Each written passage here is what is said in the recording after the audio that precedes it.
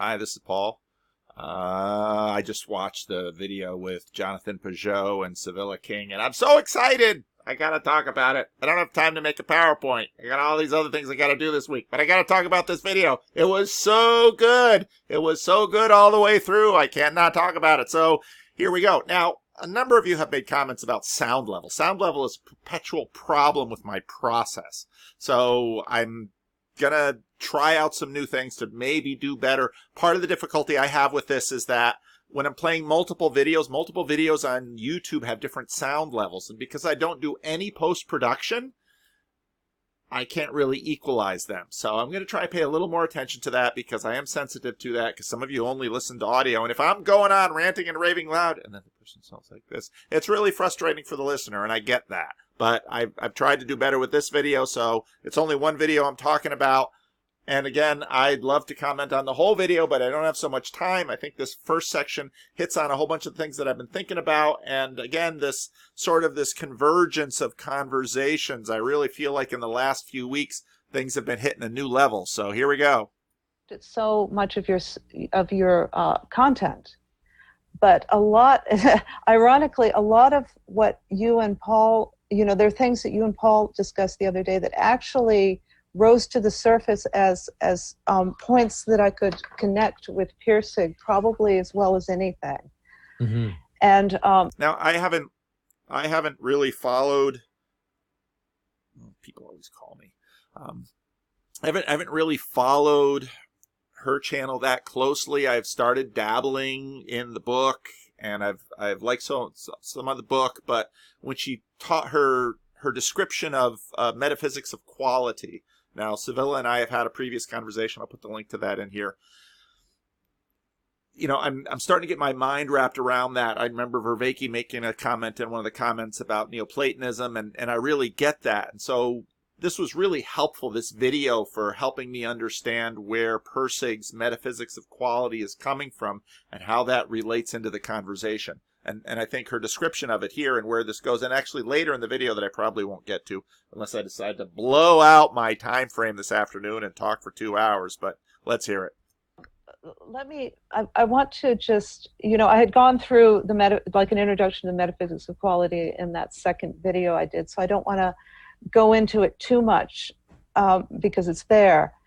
But the metaphysics of quality is a philosophy that reintroduces value as the element, like in subject to object and scientific and materialistic, there's no room for value, in the actual rational framework.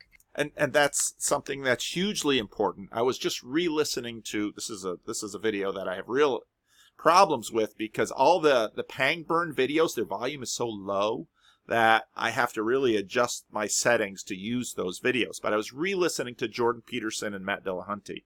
And now, after everything I've learned over the last year and a half, I listened to that video, and it's like I'm watching, in the Matrix when they're looking at the green, and we're all sitting there, it's like, oh, you can't see anything, and they're seeing everything going on, because I felt like that when I was looking at that video, because it was like Peterson was laying out these arguments that I probably only half understood a year ago, and now I'm listening to him, I'm like, yep, and Dillahunty talks, it's like, nope.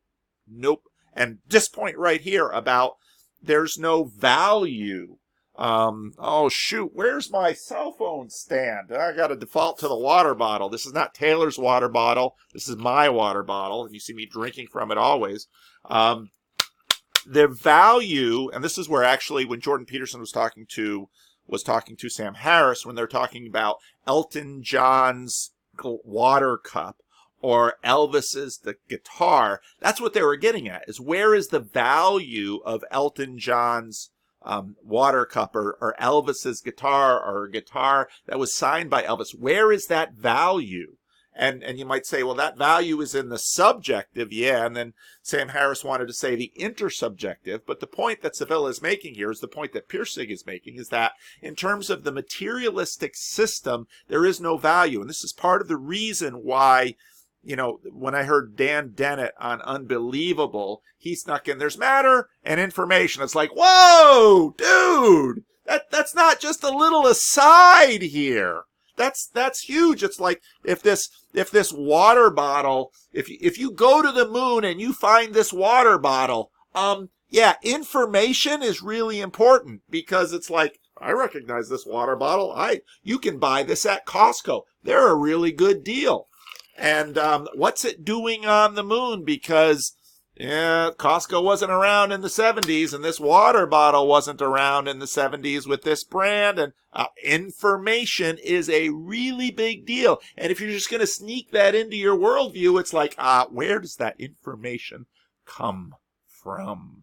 Because, again, what we're dealing with a lot is this separation of the world between matter and mind. And this is what a lot of the Owen Barfield stuff is going to get at, the inside and the outside. And by the way, Unbelievable had a conversation with Mark Vernon and Malcolm Geit on Owen Barfield and C.S. Lewis. And I thought I was going to do that video next, but, weekends I'm really busy. And yesterday was my 31st anniversary with my wife, so I didn't make any videos because we just had fun. And so today it's like back in the office, but I got all this stuff I got to do, and the whole week is like jam-packed, but I got to make a video because this video was so good. So it even bumped up the Mark Vernon, Malcolm Geit video. And so this business about there being no value in the materialistic conception, that's exactly right. And kind of the kludge that has been that the materialists make is to say, well, subjects introduce that value, but what that does is that means that the value has no ontology. There's no fixedness to the value.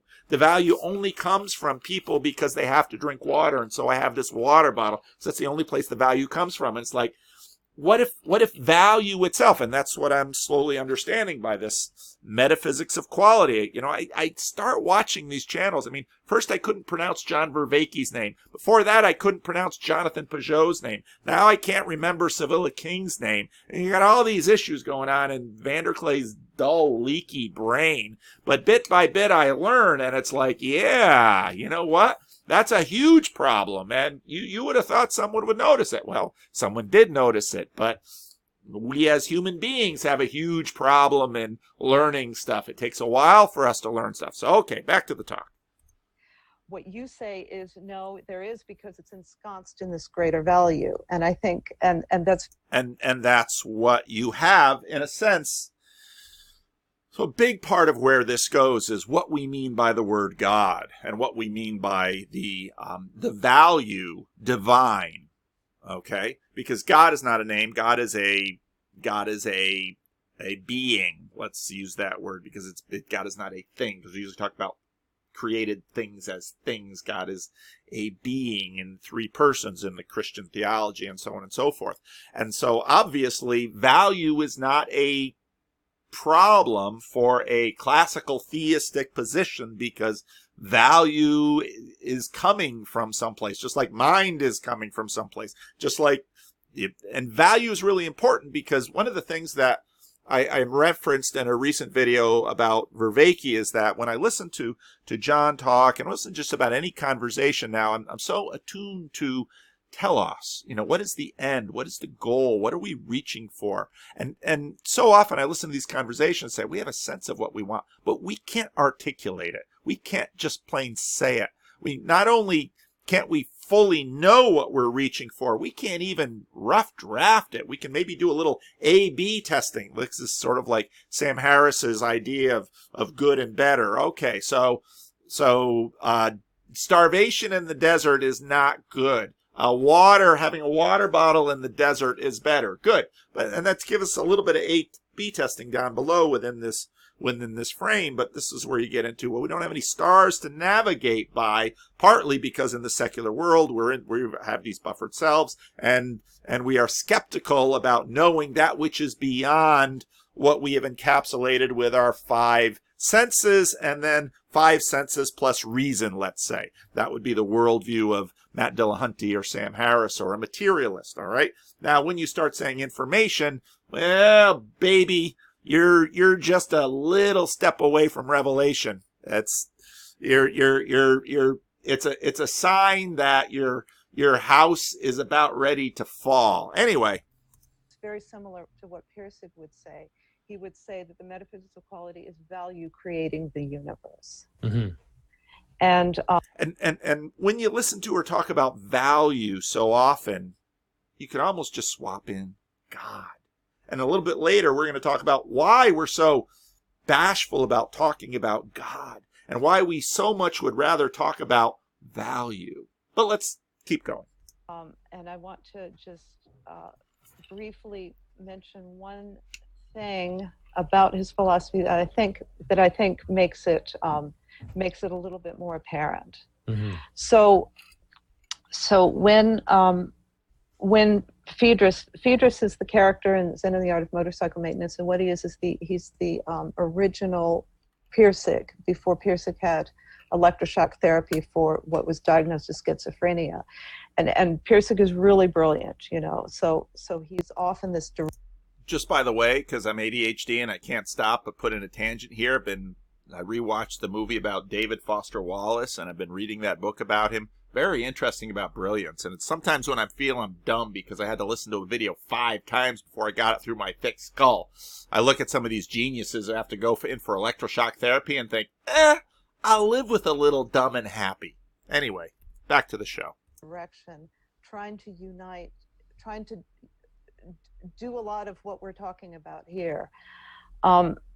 He's identified that there's classic quality, which is the more rational, the mechanical, the rational, and then there's romantic, which is aesthetics.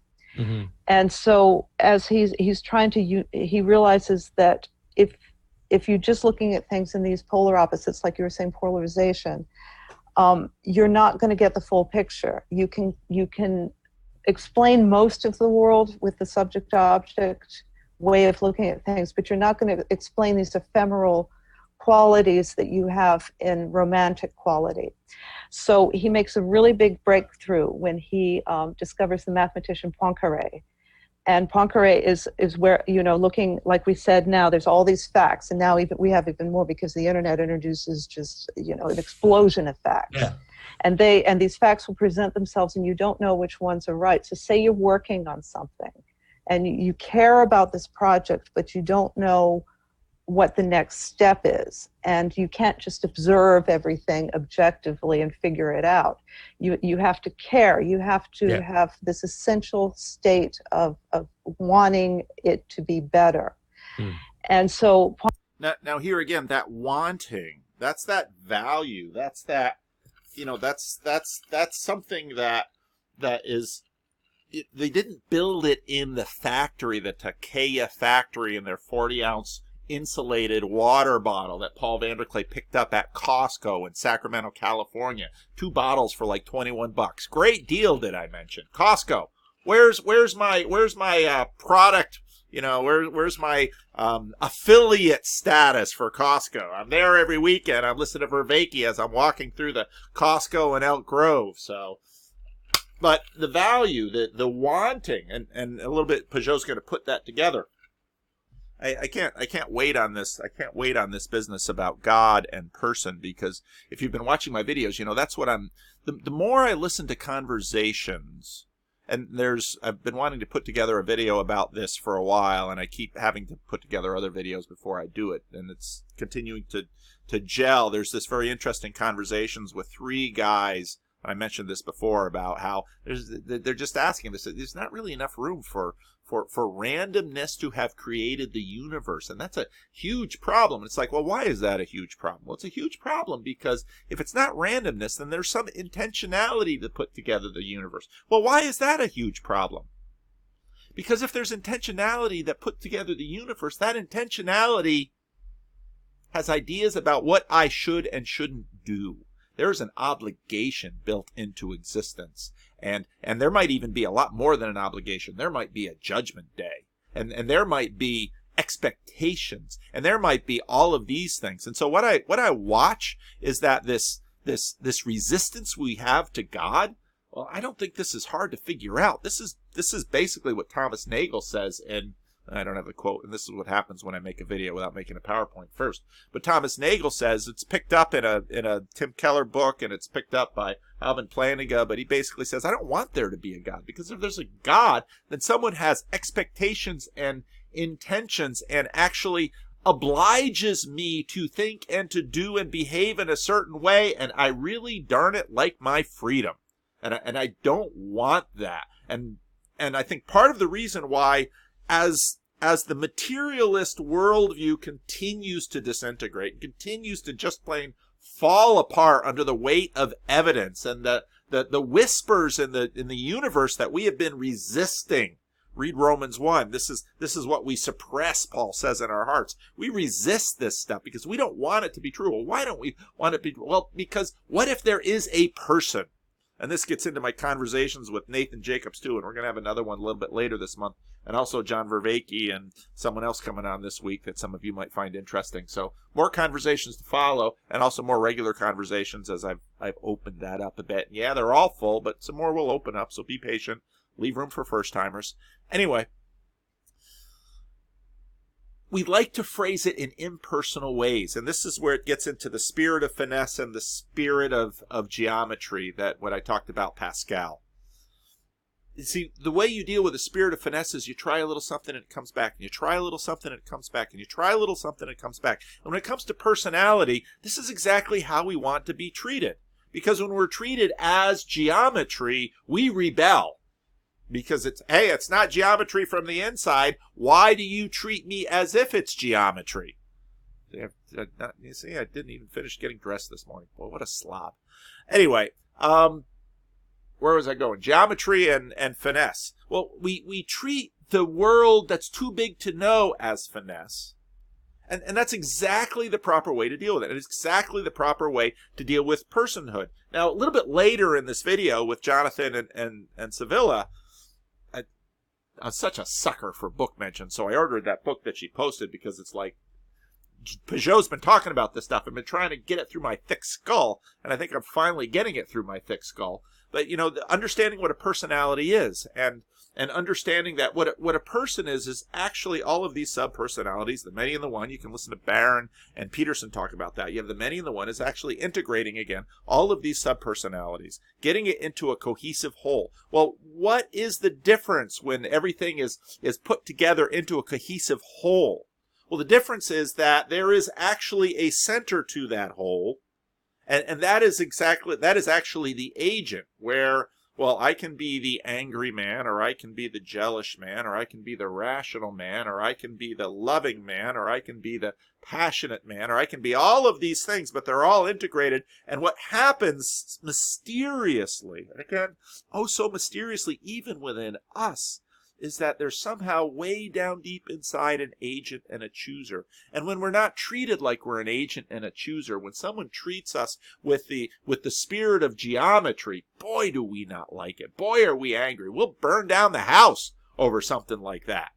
Why? Because we know that something in us has been violated. Okay? And so this is where we go with this. So an ontology of or an ontology of value. See, I think part of the reason we want to say value instead of God is that when we look at value, something in our heart suspects, I can treat that with the spirit of geometry. I understand what value is. And we probably don't, but it's just a little word. And part of what happens with, if you're a Christian for a long time too, is sometimes you look at that little word God and think, well, I understand what God is. Well, all the theologians have forever been saying, no, you really don't. But you should probably understand a little more than you do understand. But when we have value or something like that, or if it's just psychology, well, then we can approach it with this spirit of mathematics. And now I can discern it. And now I can take this other human being and turn them into an object. I can turn them into a water bottle, and I can rip any value off it and place my own values on it. This is the story of the tree of the knowledge of good and evil. This is the story of Lord of the Rings. This is how many stories that people look to dominate. And I've been thinking a lot about the word violate because I watched the Eric Weinstein, Peter Thiel, The First Portal. I thought that was a really good conversation. And And the second half of it was better than the first half of it, because sometimes it takes a little while to get a conversation going. And actually, in this video, even though I'm playing the first half of the conversation, the second half might even be better because they get a little bit sharper. And boy, they talk about some really important things towards the end there. It was really, really good.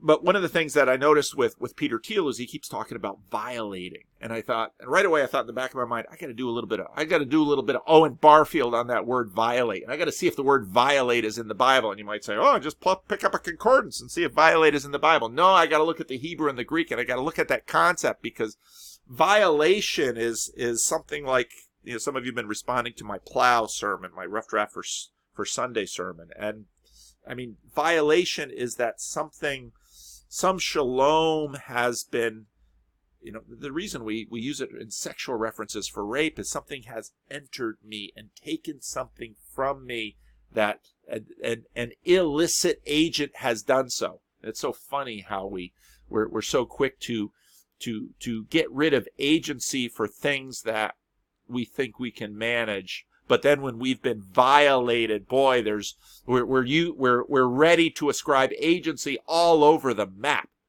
So back to the value thing here. So we so often want to take that which, let's say, in theology has a person, and we want to make it an object.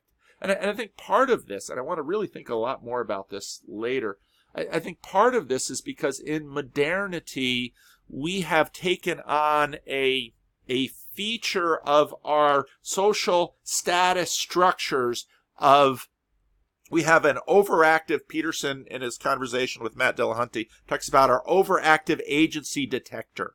Sometimes we detect agency where we shouldn't. So we get a tax bill from the government and we say, they've been watching me. Or something comes up, Google's been reading my email. There's a conspiracy against me. And we're so ready to go and do that. And that's why I say we're so willing to attribute agency to the negative side, and we don't want to attribute it to the positive side, because I think we want to be at the top of the hierarchy. So in modernity, this overactive agency detector, we kind of realize that. And so we've compensated on the other side and say, yeah, weather, that's, and in fact, now we've done it to the whole skies. There is no agent up in the sky. Oh, okay. But it's still way more complicated than we can imagine. And really, the default human mode that we use to engage with something more complex than we can master. In other words, to rightly opt for the esprit de finesse. See, I got my Spanish. I don't know French, so I Spanishize my French. The spirit of finesse instead of the spirit of geometry. And this is why we say, well, that's more art than science. Well, as we should. Well, again, naturally, and I think rightly, we, in a sense, personify that which is greater. And so then because we have to approach it in that way. And when we deal with people with the spirit of geometry rather than the spirit of finesse, and if you don't know what I'm talking about, go and see my video that I did talking about Pascal. If we're looking at it with the spirit of geometry rather than the spirit of finesse, we're doing it wrongly. Yeah, go ahead and treat your any significant other in that way and see how well that goes. Peterson is dead on right with that point. But I think part of the reason we implicitly want to depersonalize the universe is, this is a motivated decision. We want to do it because that leaves us in charge. Now, once we've reduced it to the spirit of geometry, now we can have control. We're all little Saurons in the making. Poincare found that when he's working on a mathematical problem, there's what you would say a quality detector in, this is his theory. There's a quality detector. That's right. This is the numinous. This is probably something like the numinous. And if you look at the beginning of C.S. Lewis's Problem of Pain, or the idea of the holy, this is another sense we have. It's the sense of the numinous, and we know that there's value out there, and we sense it, even though it's not one of these 5 materialist senses we have. We got way more, baby. In pre-intellectual awareness, before conscious, like consciousness but unconscious. Yeah. And in that pre-intellectual awareness, that's where quality makes itself known to you. You don't actually have a will. You can't. Now listen to the language. Quality makes itself known to you. That's the language of agency. But we have this modernist disposition to demythologize it and say, we spirit of finesse, we kind of have to deal with it with the spirit of finesse, because again, it's not flat to it's not explained. Remember, explain is to flatten it out and lay it out all before us so we have mastery over it in a way. But it's a detector and we know it, but we don't dare say it. We don't dare say it in front of each other. And that's why when people shut up and they only tell their pastors when they have spooky experiences, "Ooh, that's too woo for me to talk about." But we see it all the time, and then, we don't talk about that in public. I mean, yeah. Well, let me go into it in a second. But in there, the next quality step kind of presents itself, and then that comes into awareness. Yeah. So it's a form of intuition. I mean, it's the click, right. It's the aha, it's the click, it's the aha, yes. But even more than that, it's like an essential quality. Is an eternal thing that comes up to you. It's always. I mean, it's so funny when I listen to her talk in this video. It's like you just slap God in for that, and gosh, you're part of the way there. Present, and it comes up to you in that subliminal state, and then you'll detect the right facts there if you are caring about it. Conscience. If that's what you want, you can't just like sit back and wait for it. And so Jonathan smiles. I wonder, are you thinking what I'm thinking here, John? So there's a quote here: the difference between a good mechanic and a bad one, like the difference between a good mathematician and a bad one, is precisely the ability to select the good facts from the bad ones. And all of the latest videos from John Vervaeke on the salience and the relevance, and boy, that's been good. That series has gotten so good with the last 5-8 videos. On the basis of quality, he has to care. Mm-hmm. This is an ability about which formal traditional scientific method has nothing to say. It has no room for value. Yeah. So the last part, and this I think is the most important, is there's a metaphor in Zen and the Art of Motorcycle Maintenance of the train. So there's a train that is known as knowledge, and the train is classical knowledge. It's rational knowledge that's represented by the engine and the boxcars, and everything that's in the boxcars. That's everything, the sum total of human experience plus your own understanding of that. Everything you've learned so far, your innate biological traits. You're not going to see romantic knowledge. So if you look at the train, you're not going to see the romantic part. So this is materialism, but romantic knowledge is the leading edge of the train. Mm-hmm. And that's what's going to keep the train going, and it's going to keep the train going on the track of quality. Mm-hmm. And without this ephemeral thing that can't be measured by science, nothing's going to work. So this is the stimulus. Quality is the stimulus, and what is valuable propels the train forward. So the romantic quality is the leading edge of experience that keeps the train on track. The boxcars are the collective memory of where the train has been, and the leading edge tells us where to go. So, and that leading edge is right in the moment. Huh. So the structure of the future is selected pre-intellectually. Mm-hmm. The structure of the future. Well, what is the future? I mean, listen to a bunch of Jordan Peterson stuff on the future. And you could say that pre-intellectual selection is kind of like what you were saying about God's will, because value is the predecessor of structure, not the other way around. And the manner. And let me again slow this. The value is the predecessor of structure. Value says, I was just talking, there needs to be a bridge here. That value is the predecessor of the bridge. It's the whole idea behind markets. This stuff is just built into everything. And again, materialism is the reason it's falling apart. It's like, it's a water bottle. Well, you can't even say that.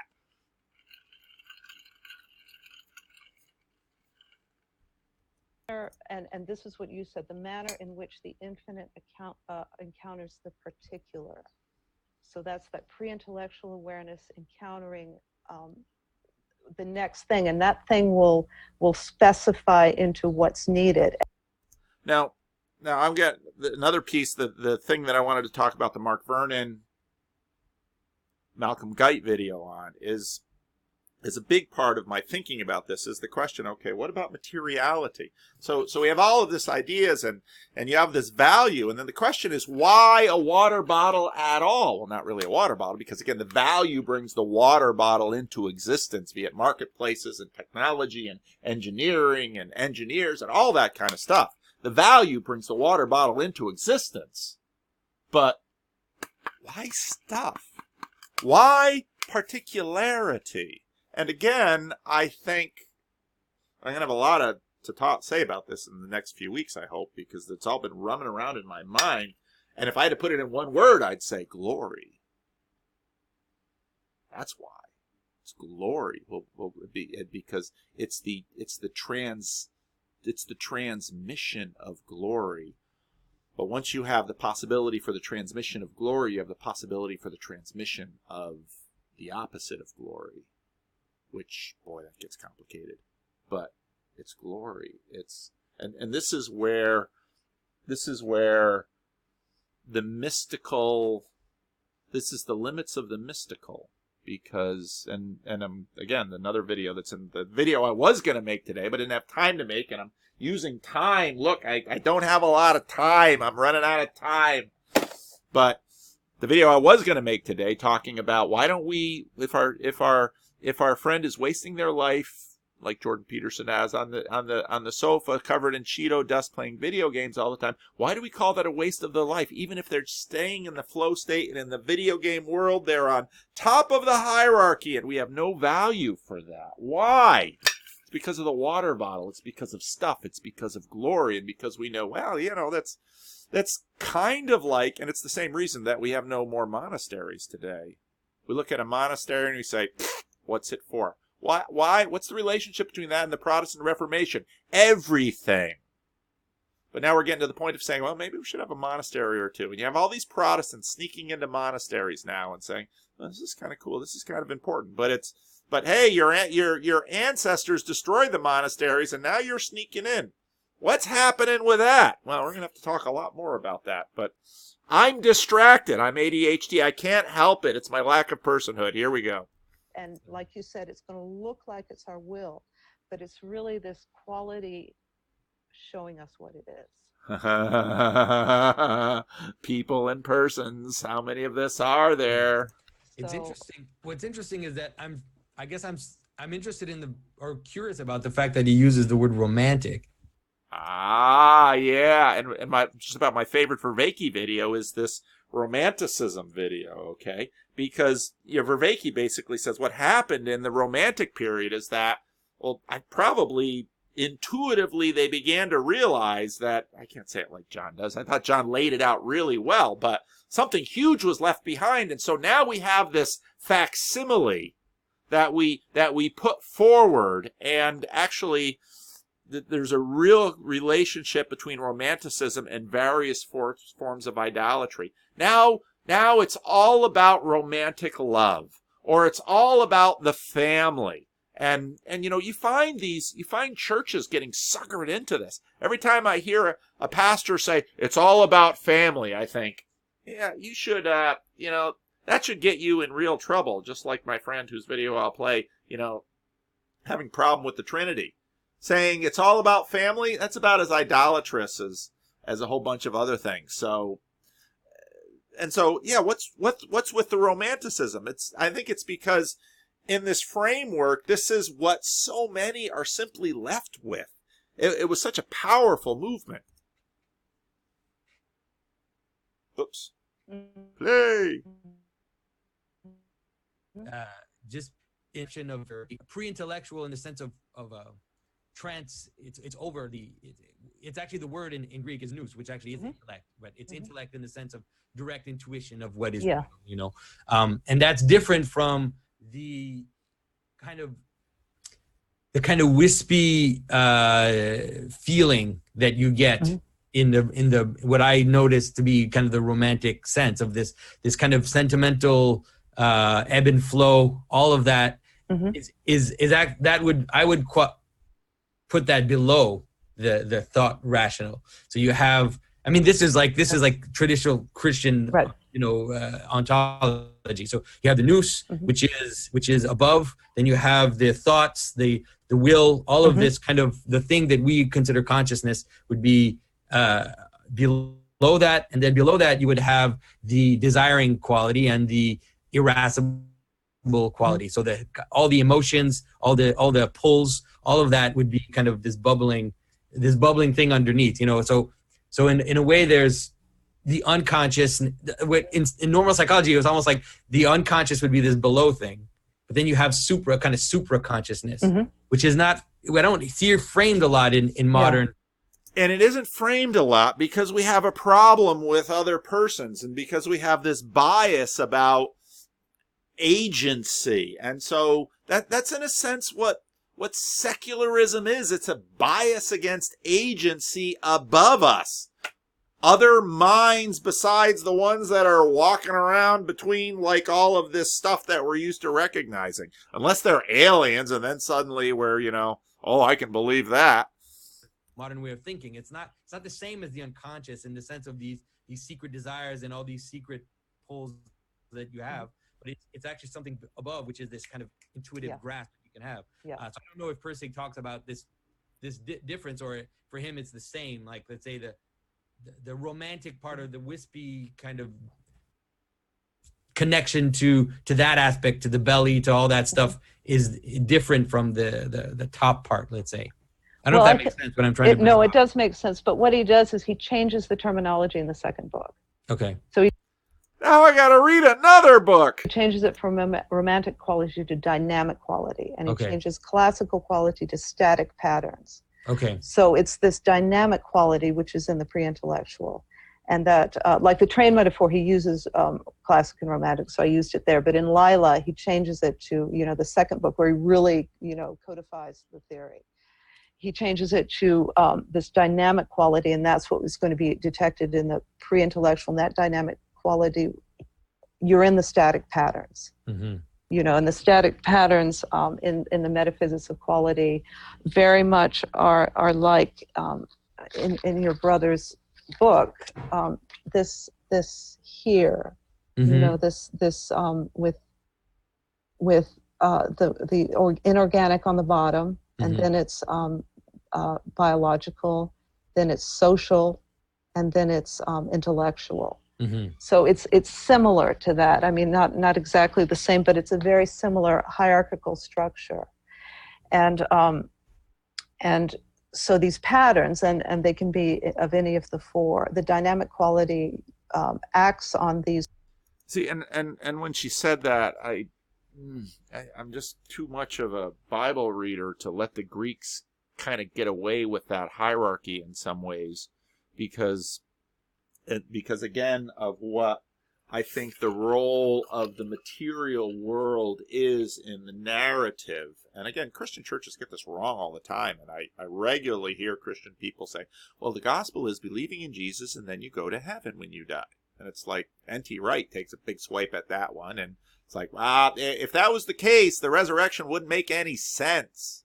There's a reason Jesus comes back and eats a fish and says, Thomas, touch the hand, dude. Put the hand in my side. Something important is going on here. There's a reason there's an ascension, even though Jesus seemed to just kind of pop in and out. It's like, we're going to do the ascension thing because you need to know the narrative. And the narrative has everything to do with glory and stuff through our thick heads. To transform them. And so it's not it's not romantic in that sense. It's dynamic in the sense that you have things that are stable, and this is the transformative agent. Let's just say. Interesting. Yeah, I mean, and the transformative agent again. And this is why Jesus' miracles are so foundational, and they communicate so cross-culturally. And I just last Sunday school, I really should be posting my Sunday school my Sunday school lessons on time, because not anywhere near enough of you are watching my Sunday school lessons, because I'm working out all of this stuff as I talk to this class, none of whom are watching any of the videos. And what I have to do is translate all of this stuff into language that eight senior citizens from my church can understand. It's all the same stuff I'm putting out, but I have to work it through right now, the Gospel of John. And when Jesus turns water into wine, that's this entire transformation. Well, why doesn't Jesus turn water into the idea of wine? No, because wine is this transmitter of glory. That's what it's for. And that the materiality, the instantiation, the stuffness, the matterness matters. And that's why we're not Gnostics. And that's why when Jesus does a miracle, they say he's the Son of God. Why? Because he's got mastery over this. And why we're so impressed with ourselves when we can make a water bottle that's so darn good and economical that you can buy at Costco in Elk Grove for like $22 for 2 of them. Endorsement, right? What do they call that? Affiliate thing? Anyway, that's what's going on with this stuff. I mean, it's interesting. I guess I should probably at some point actually just read the book. I was, I have. No, Jonathan, you got to read 2. I have a secret thing, which is my. It's not a secret. I guess people probably have figured it out by now. And you're not alone. Which is, we all have biases. Not all of them are good. Not all of them are bad either. A certain aversion to this kind of California Buddhism. Why does California get a bad name for it? Yeah, we all know why. Anyway, I'm going to jump ahead a little bit because, this is true and hilarious. I called it part of Motorcycle Mania. A book and to judge a philosophy just by its title, and because I have this weird thing about people using Buddhism as a deconstructive agent, actually, And I think actually that bias is part of. I actually love what Peugeot says there, as a deconstructive agent, because they're trying to break free of, let's say, Christianity, and so they need something. And so whatever low-hanging fruit idea about Buddhism becomes a knife. And so it's so funny because I watch California, because I'm in California. I watch all these California Buddhists, and they're like, yeah, I'm so into Buddhism, but I really want that new car. And it's like, yeah, whatever happened to the noble truths? Whatever happened that the source of your suffering is your desire? And you go into these amazing houses where people have been working their butts off and made all this money, and all these little heads of Buddha all over the houses. And I think I actually did a sermon on this once. I mean, can you have a statue of Buddha in your bathroom? What does that say? You would not want to have Jesus by your urinal. We went all through that with art back in the 70s. But you got all these disembodied heads of Buddha all over these enormously priced houses. And it's like, there's something psychological going on there. Something archetypal. Yeah. They're using the foreign, something outside of their own tradition and culture to wreck their own thing. It's a normal move. It was there. The Romans did the same. The young people would dress as barbarians as the barbarians were at the gate, coming in. So it's like you use something from the outside to demolish your thing. So hopefully I can get over that little thing. Read the book. Well, I think actually a lot of people didn't read it for that reason. Oh, really? And as I didn't read it for that reason. I confess. In the 70s, as people read it, they realized, wow, this isn't about Zen at all. Mm-hmm. It's I mean, it is, but it's not what they thought it would be. It's really going back into Western philosophy and figuring out where the problem was, and kind of revivifying. And see, that's just it. When I keep talking about we're haunted by a telos. Well, we know there's a problem, so we got to figure out where the problem is. But we keep figuring out what the problem is, and we don't have a solution because we're not masters of this. We're just people. And together we're a whole lot more than we are by ourselves, but yeah. Taking that and using that to revivify a new philosophy for the new age, which I think is similar to, John Vervaeke's going back and to the ancient Greeks and looking for, and other philosophers, and looking for a direction there. And it seems to me that Eastern Orthodoxy is bringing back an old practice into the modern age. Mhm. So there's a similarity there, I think. Yeah. Well, for sure. There's the, Yeah. I mean, it's funny because what I'm saying has absolutely nothing to do with actual Buddhism. Like if I read Zen texts, I get a lot from them, and I've read some really, if I read a series of koans, for example, like I find them extremely powerful, and so. And I think it's obvious that it's inevitable to notice the resemblance between mindfulness and remembrance of God, or remembrance of sin, in that you find in the hesychastic practice. It's very similar. So obviously it's inevitable to see the resemblances. So yeah. So like I said, a lot of my reaction might not be as profound as it's more just it's almost like a social problem that I see, rather than an actual philosophical problem. And so yeah. I'm sorry, go ahead. No. I was just going to say, so how do you see, let's say, so in terms of, because I've seen you're doing a lot of stuff on Persig, and then you're kind of watching John's lectures, following Paul and myself. And so how do you see these things kind of coming together? How do you see them connecting in the different way? Because you have your own very particular perception about John's work and my work and all that. So maybe you can talk a little bit about that for people who also, even for people who haven't watched the video that you put out. By the way, there are 2 videos that she did trying to connect some of these ideas together. I'll probably put them in the description for those who want to get a little bit more of that. Well, I think that my goal in all of this is to actually be able to practice it in the world. Not just as a therapist. Now that's a really key thing, and the way she said it, to practice it in the world. And this is exactly why we're not Gnostics, and why when Jesus turns water to wine, we call him the Son of God, but then later forget that the disciples saw that and then didn't believe. That's how flaky we are. But we want to practice it in the world because somehow we know that this is power and this is mastery, and so this ambitious part of us wells up. But again, a fully integrated person, well, actually that fully integrated person, this is where we, Christian language, a fully integrated person is formed by Christ and becomes Christ and becomes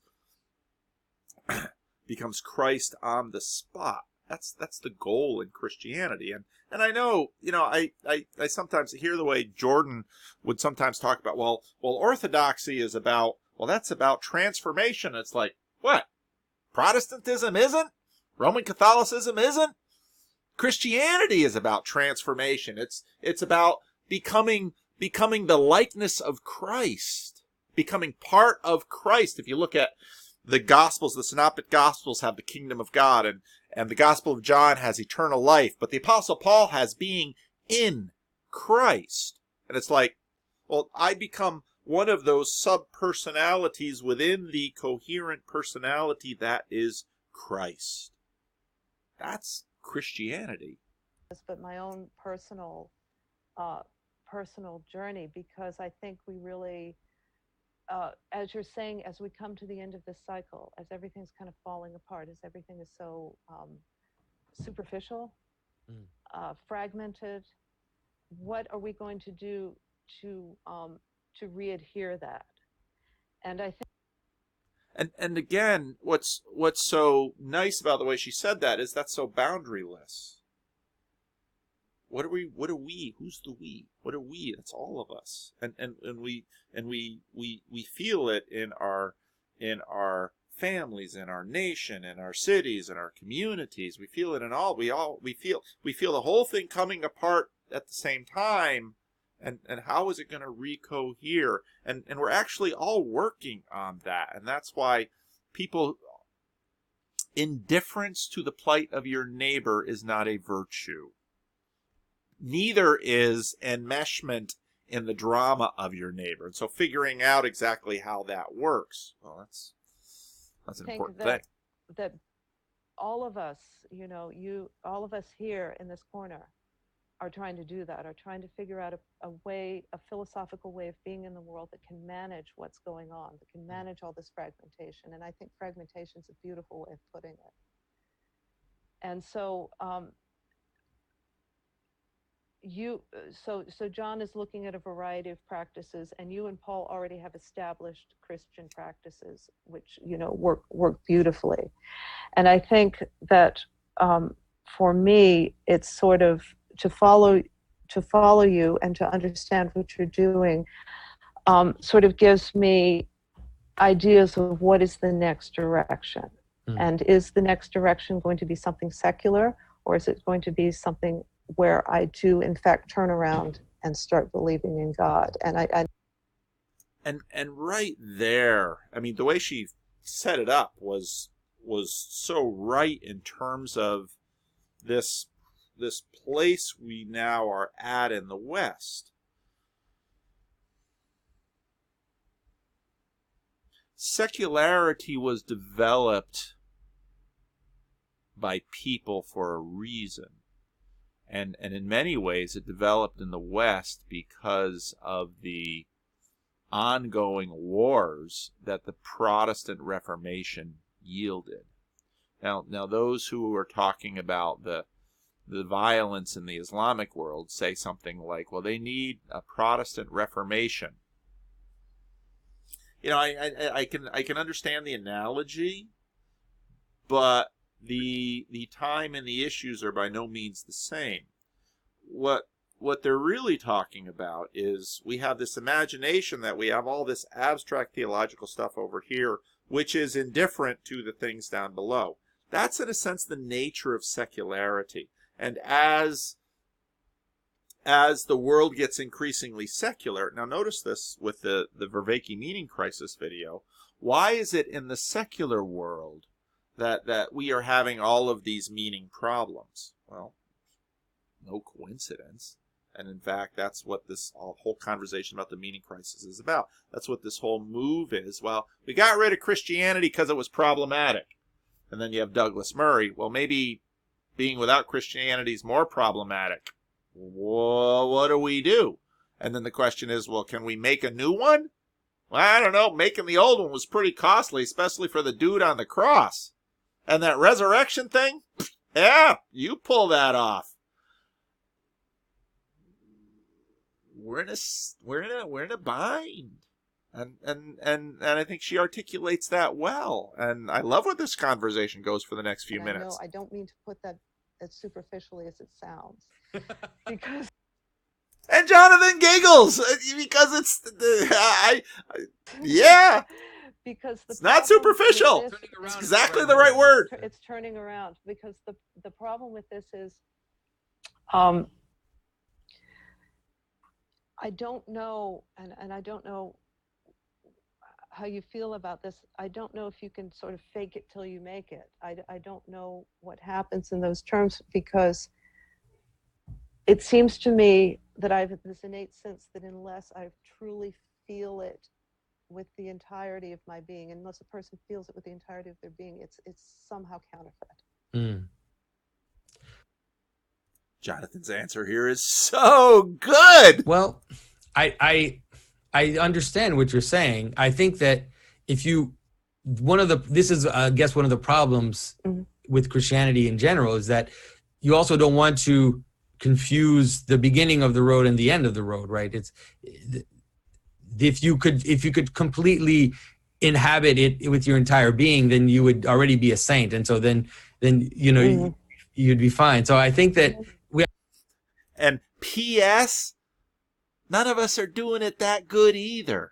There's a little bit fake it till you make it in this here pastor in Sacramento, and I don't want to put Jonathan on the spot, but I guess it's true of him. We have to be careful not to look to find illumination before we just actually enter onto the path of up at the bottom of the mountain. Now he used the term illumination. I would get back to what we were talking about and what you will talk about. Boy, I feel like, I know the future of this conversation.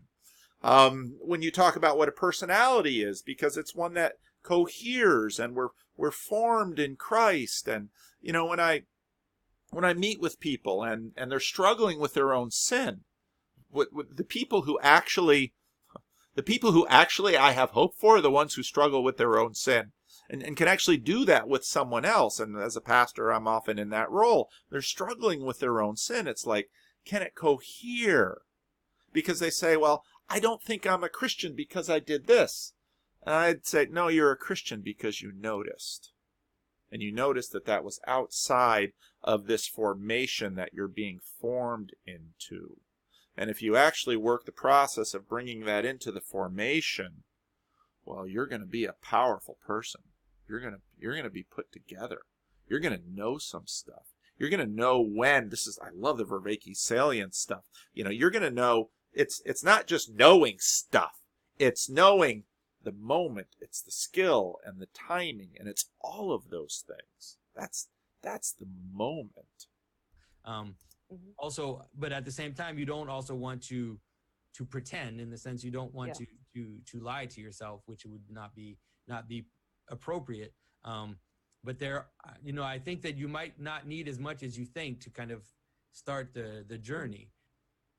And that is, the classic example, the thief on the cross. What's great about that is, one minute he and the other thief are mocking on Jesus like, you putz, you're up here on a cross with us, you loser. And then one thief gets a different idea. How he sees that. That makes me a Calvinist. How he sees that, and he recognizes, and Jesus says, today you'll be with me in paradise. It's like, what? No communion, no baptism? Bang! Right there? How much sanctification did that other naked guy on the cross have? Not much. God can do stuff. And so what is in terms of the notion of, maybe what is tell me a little bit of your story. Did you you should have watched my video with her. Let's see. There's a lot of for and of being Episcopal. They're really kind of hilarious. So she's going to church. And so I think that they kind of pulled back. And I don't know how much more of this is going to play because I'm running out of time. But, and I don't want to, I say that a little flippantly, she's going to church or she's visiting church. And all of this stuff gets into all of these questions of, well, what do you do in church? Why do you go to church? And what does that have to do with persons? And it has to deal with, once you decide you're going to treat God, even if you're not quite sure, as a person, you're going to respect it in that way, just like you respect other people. You're going to try and engage, and you're going to try and get in alignment and have that formation. And this is where a lot of the mysteries begin. And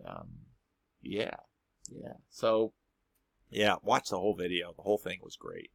And maybe I'll make another video out of the other hour of it. Who knows? But I was just so inspired and blown away by this conversation that I had to make a video. So I hope the sound quality was okay. I hope, sometimes I think about my channel. I just think I'm the biggest jerk out there, because here these wonderful people are having sweet conversations on the internet, and look at the size of this nose. I just get that beak right in the middle of it and put in my 2 cents, and the sound's all messed up, and who asked me anyway? And then I get comments. My favorite comments are the comments like, I wanted to listen to the video and you kept interrupting. And I say, you could listen to the original, because I don't talk in that one, which is why I'm a Budinsky, and why that's probably not nice to the Slavic nations. But anyway, watch the video. It's really good stuff. And I'm busy this week. I'm too darn busy. I want to make more videos, but anyway, watch it.